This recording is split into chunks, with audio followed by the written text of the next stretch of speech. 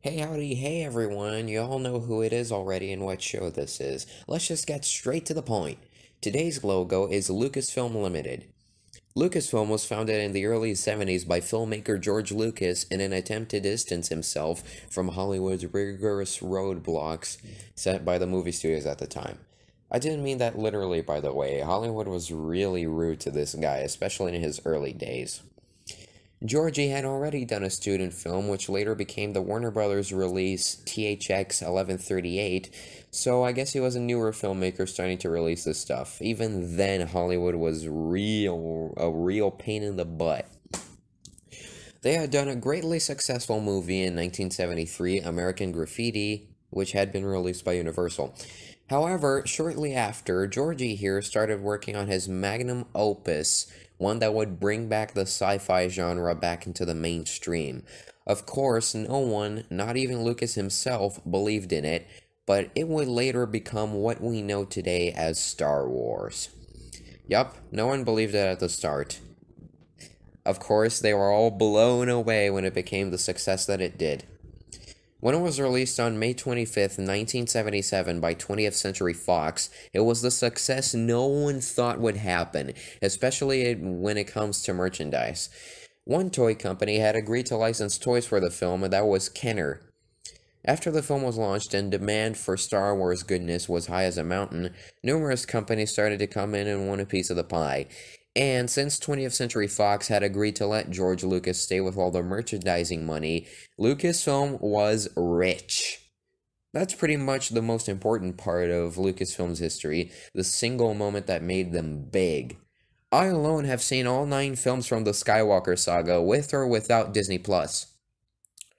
But what you might not know is that outside of Star Wars and Indiana Jones, Lucas also released a few other movies under the Lucasfilm Company that you might not know they were involved with, including Willow, The Land Before Time, Rad Tales, and the most interesting one, Labyrinth, a co-production with Jim Henson? Oh my god! Lucas collaborated with Henson? My god, I love that guy's work! Ah! My gosh, I got a little crazy there, didn't I? Okay, let's just start our logo fest. Our first logo came out with American Graffiti in 1973, and it stayed for a bit. Here it goes!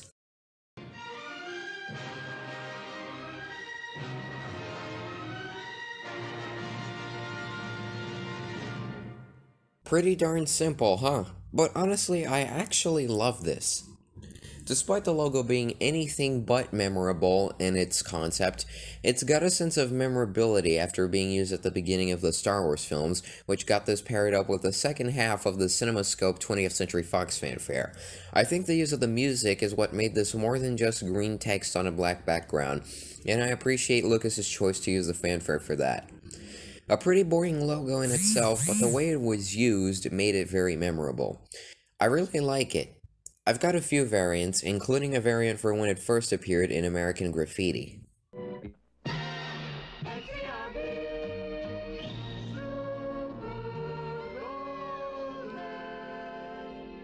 Yup, the director and co-writer of The Godfather, Francis Ford Coppola, worked on American Graffiti and was a close friend of George Lucas, along with Steven Spielberg. He didn't work on American Graffiti, but he was a friend of George Lucas. Other variants for this logo include a variant for the trailer of Raiders of the Lost Ark, in which the logo, now in yellow, is superimposed into the opening shots.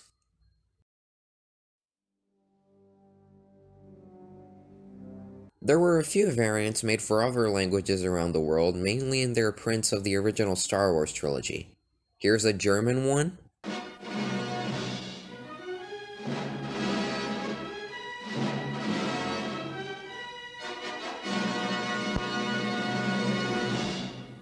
Here's a Spanish one.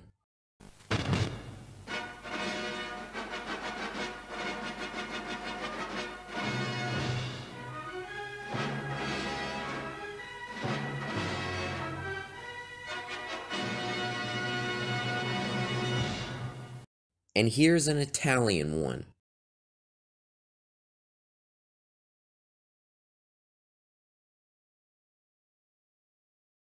I think we're about done with this logo now, so let's move on to our next one, which only appeared in 2 films, one of them being Willow. By the way, I've seen that, and it's pretty good.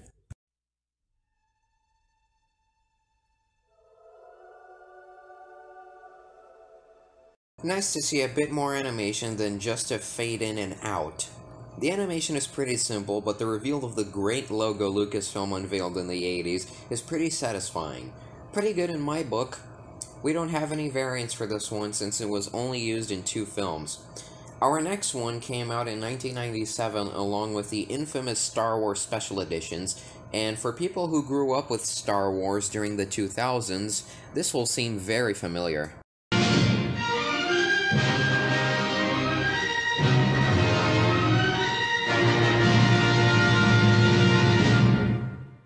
Something tells me that the green colors of the logo at the beginning are a reference to the 1973 logo, then the lights shine and a brand new one appears. This animation is also simple, but really cool. Less simple than the previous 2 logos. It's also shinier. This one is my favorite already.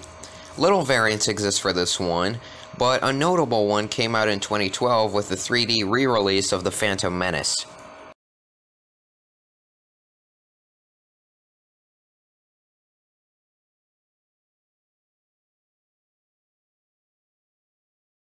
I also really like this variant, a little bit more than the normal one actually. It just feels like it has more depth.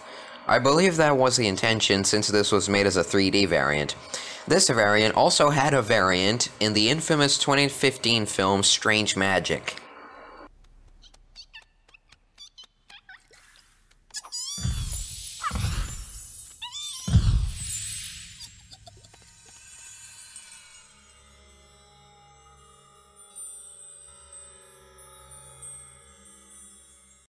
Alrighty, our final logo came out in 2015 with the release of The Force Awakens, and it came back to the simple nature of the first 2 logos. Actually, it's more similar to the second logo than the first one. Play it!